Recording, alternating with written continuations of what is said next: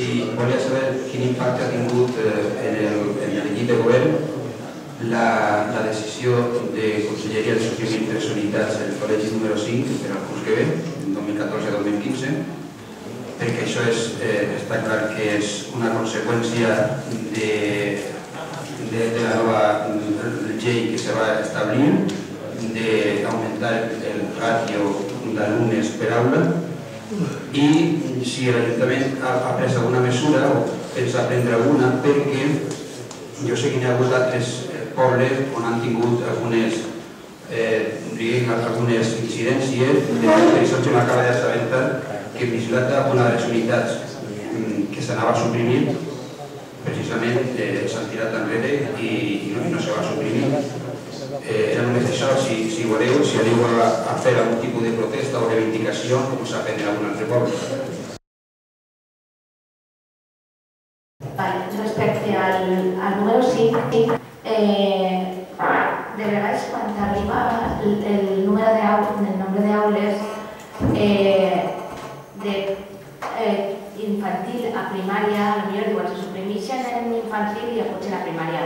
La notícia, les notícies que jo tinc és en el número 5, en 3 anys sí que n'hi ha una aula. Per a quan? Una aula per a 3 anys. Jo estic en contacte amb la directora en aquest tema, per això no hem demanat el Consell Escolar.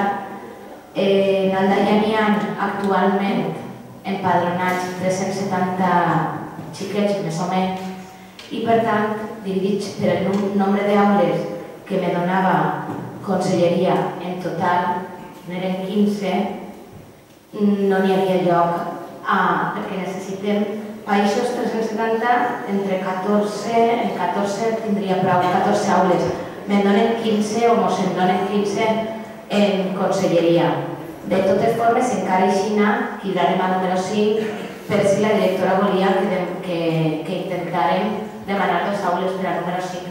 Però estem en la mateixa situació que altres anys, no que l'any passat, perquè l'any passat encara teníem més xiquets en el padró. Però estem en la mateixa situació que altres anys anteriors. Si no tenim xiquets, no anem a plenar les aules. Com anem a demanar-la si no l'anem a plenar? I no ens la van a donar al final. Anem a estar butxant perquè si enguany... L'any passat teníem 426 de padró, enguany tenim 370 i ens donen les mateixes aules que ens donen l'any passat. Anem a tindre prou aules, no se pot explicar això.